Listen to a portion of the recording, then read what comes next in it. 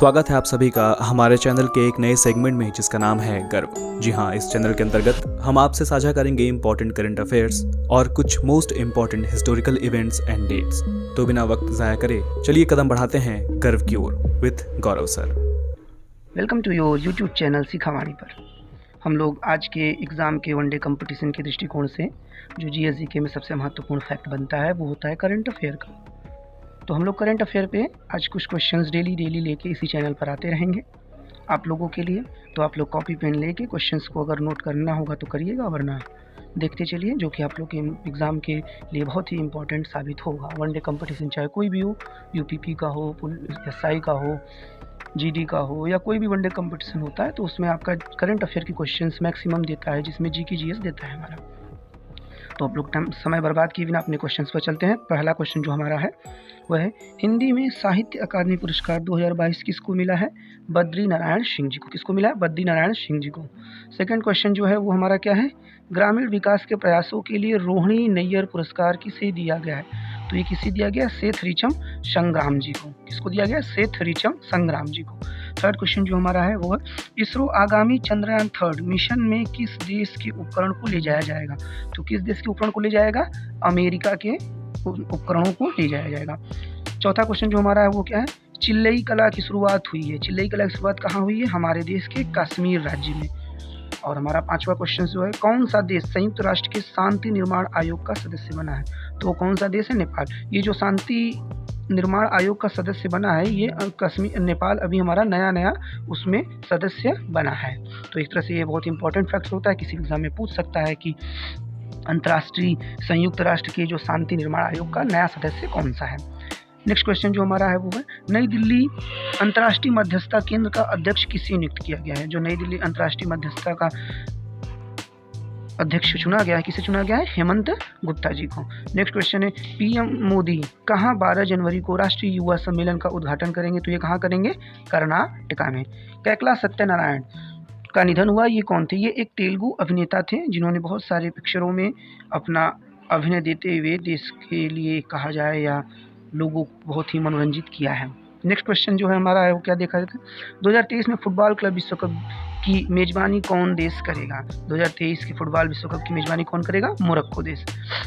Next question है, YouTube ने किस देश की जीडीपी में 10,000 करोड़ रुपए का योगदान दिया है? यूट्यूब ने किस देश की जीडीपी में 10,000 करोड़ रुपए का योगदान दिया? तो किसके साथ दिया है? भारत के साथ। ये बहुत ही महत्वपूर्ण फैक्ट है कि यूट्यूब चैनल ने हमारे भारत के लिए कितना 10,000 करोड़ रुपए का इन्वेस्टमेंट किया है। नेक्स्ट क्वेश्चन के लिए हम लोग क्वेश्चन को आगे बढ़ाएंगे और अगला क्वेश्चन हमारा है, किसने रविन्द्रनाथ टैगोर साहित्य पुरस्कार 2021-22 जीता है? तो कौन ने? 2 लोगों ने जीता है, एकदम याद रखिएगा इस चीज़ को, एक मेल कैंडिडेट और एक फीमेल। कौन कौन? सुदीप और शोभना जी ने ये पुरस्कार जीता है। अगला क्वेश्चन हमारा है, किस राज्य के राज्यपाल ने धर्म की स्वतंत्रता अधिनियम को मंजूरी दी है? तो ये किस राज्य के? हमारे उत्तर प्रदेश से सटे हुए राज्य उत्तराखंड ने, जिसके सीएम कौन है? पुष्कर धामी जी, और राज्यपाल कौन है? गुरमीत सिंह जी। तो गुरमीत सिंह जी ने इस धर्म की स्वतंत्रता अधिनियम को मंजूरी दे दी है। नेक्स्ट क्वेश्चन जो हमारा है, हाल ही में किसने विन फ्यूचर स्पेशल प्राइज 2022 प्राप्त किया है? तो किसने किया है? थलपिल्ल प्रदीप ने। किसने? थलपिल्ल प्रदीप। नेक्स्ट क्वेश्चन हमारा जो है, नेक्स्ट क्वेश्चन क्या है, नॉर्थ ईस्ट फेस्टिवल कहाँ शुरू हुआ है? तो ये नॉर्थ फेस्टिवल कहाँ शुरू हुआ है? हमारा नई दिल्ली में। नेक्स्ट क्वेश्चन है, किस राज्य के मुख्यमंत्री ने 19 शहरों और कस्बों में ड्रिंक फ्रॉम टैप सुविधा की शुरुआत की है? तो कौन से राज्य ने? भारत के उड़ीसा राज्य ने। उड़ीसा के सीएम ने। सीएम यहाँ के कौन है? नपेन पटनायक। और यहाँ के गवर्नर कौन है? गणेशी लाल।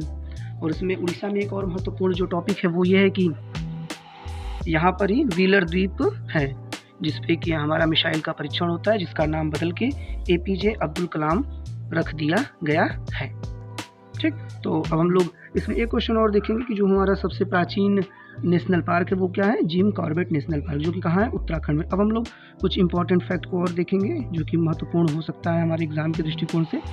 क्वेश्चंस को आगे बढ़ाते हैं। ये आगे हम लोग का, नेपाल भारत की यूपीआई सिस्टम अपनाने वाला फर्स्ट देश बना। नेपाल भारत के जो यूपीआई सिस्टम है उसको अपनाने वाला पहला देश बना। शकीबुल गनी प्रथम श्रेणी मैच के पदार्पण मुकाबले में 13 शतक लगाने वाले विश्व के पहले बल्लेबाज बन गए। सैम करन सैम करन ये इंग्लैंड के खिलाड़ी हैं जो कि आईपीएल के इतिहास के सबसे महंगे खिलाड़ी बने हैं। इन्होंने 18.5 करोड़ में इनको पंजाब किंग्स 11 ने क्या किया, खरीदा है।